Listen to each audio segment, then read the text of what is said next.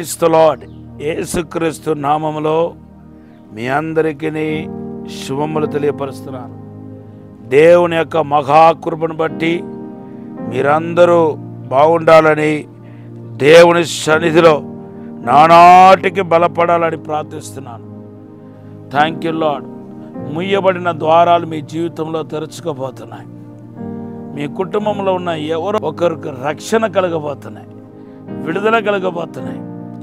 ఎవరైనా ఈ ఒక వాక్యం వింటున్న మీలో ఎవరైనా ఆర్థిక ఇబ్బందులతో, అప్పుల సమస్యలతో సతమతమవుతూ ఉంటే మీకు సంపూర్ణమైన విడుదల మీకు కలగబోతుందని పరిశుద్ధాత్మ దేవుడు మీతో మాట్లాడుతున్నాడు.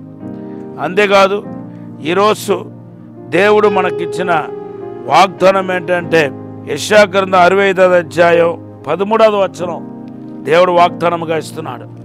దేవుని బిడ్డలారా, నేను నిన్న చెప్పినట్టుగా ఈరోజు కూడా మీకు చెప్తున్నాను. మీరు ప్రార్థన ఒక్కటే మీకు ఇప్పుడు ఆధారం, ప్రార్థన ఒక్కటే మీకు ఆయుధం. మీరు గనక ప్రార్థన చేయకపోతే రాబోతున్న దినాల్లో చాలా నష్టపోతారు. చాలా అంటే చాలా నష్టపోతారు. కీడు, శోధన, ప్రమాదములు చుట్టుముడతాయి. ఏ ఒక్కరు సహాయం చేయలేని నిస్సహాయ స్థితికి గురి అవుతారు. అయితే మీ ప్రార్థన బలమైన ప్రార్థనగా ఉండాలి, జవాబు తీసుకొచ్చే ప్రార్థనగా ఉండాలి, అద్భుతాలు జరిగించే ప్రార్థనగా ఉండాలి. అటువంటి ప్రార్థన మీరు చేయాలంటే మనం ఖచ్చితంగా సరిచేసుకోవాల్సిన కొన్ని విషయాలు బైబిల్లో ఎంతో స్పష్టంగా రాయబడి ఉంది. మనం అలా సరిచేసుకుంటే మాత్రం ప్రభు మనతో ఖచ్చితంగా మాట్లాడతాడు. దాంట్లో ఈరోజు మొదటిగా నేను చెప్పేది ఏంటంటే, పేతురు రాసిన మొదటి పత్రిక 3వ అధ్యాయం 7వ వచనంలో భార్యాభర్తల గురించి మాట్లాడుతూ, మీ యొక్క ప్రార్థనకి ఆటంకం కలగకుండా మీరు ఒకరికొకరు అర్థం చేసుకోండి అని ఇక్కడ ఒక ఫ్యామిలీ రిలేషన్షిప్ని ప్రార్థన విషయంలో తీసుకొని వస్తున్నాడు. దేవుని బిడ్డలారా, కుటుంబంలో అసమాధానంగా ఉంటూ భార్యాభర్తలు సరిగా మాట్లాడకుండా ఒకరికొకరు మిస్అండర్స్టాండింగ్ చేసుకుంటూ, లేకపోతే తోడపుట్టిన వాళ్ళ మధ్యలో మిస్అండర్స్టాండింగ్ చేసుకుంటూ, విశ్వాసులు సేవకుల మధ్యలో మిస్అండర్స్టాండింగ్ ఉంటూ మనం ప్రార్థన చేస్తే ఆ ప్రార్థన ప్రభు ఆలకించడం అనేది ఈ వాక్యం ద్వారా మనం తెలుసుకోవాల్సిన ప్రాముఖ్యమైన విషయమై ఉంది. అందుకొరకు ప్రభు అంటున్నాడు, నీ ఎవరితైనా నీకు అసమాధానం ఉంటే నువ్వు మొదటిగా వెళ్ళి సమాధానపడి రా, ఆ తర్వాత నాకు బలులు అర్పించు అంటున్నాడు. ప్రార్థన అనేది ఒక బలియే కాదండి. ఆ బలులు మనం అర్పించడానికి ముందు సమాధాన పడాలి విషయాన్ని మత్తయి సువార్త 5వ అధ్యాయం 24వ వచనంలో మనం చూస్తున్నాం. రెండవదిగా మనం గమనించాల్సిన విషయం ఏంటంటే, సామెతలు 21:13 బట్టి దేవుని బిడ్డలారా, బీదవాడి యొక్క కన్నీళ్లకు, బీదవాడి యొక్క కేకలకు మనం చెవి మూసుకుంటే కనుక మన ప్రార్థన దేవుడు ఆలకించడం అంటున్నాడు. ఇది కూడా చాలా సీరియస్ విషయం అన్నమాట. నేను భక్తి మాత్రం చేస్తాను, పొరుగువాడిని నేను ప్రేమించను, నాకు భక్తితో సంబంధం లేదు అనుకుంటే అది చాలా పెద్ద పొరపాటు. మీరు ప్రేమ కలిగి ప్రార్థన చేసినప్పుడే, సహోదర ప్రేమ కలిగి ప్రార్థన చేసినప్పుడే దేవుడు ప్రార్థన వింటాడు. నేను బాగా ఉపవాసం ఉంటాను, ప్రార్థన చేస్తాను, పక్కన ఉన్నవాడు ఎలా ఉంటే నాకేంటి అనుకుంటే నీ ప్రార్థన దేవుడు ఆలకించడం అన్నది ఈ యొక్క సామెతలు 21:13 చెప్పే మాటలు.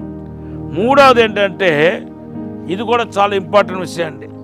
ధర్మశాస్త్రానికి చెవి యొక్కక ప్రార్థన చేసిన వాడు ప్రార్థన నాకు హేయము అని ప్రభు స్ట్రాంగ్గా మాట్లాడుతున్నాడు.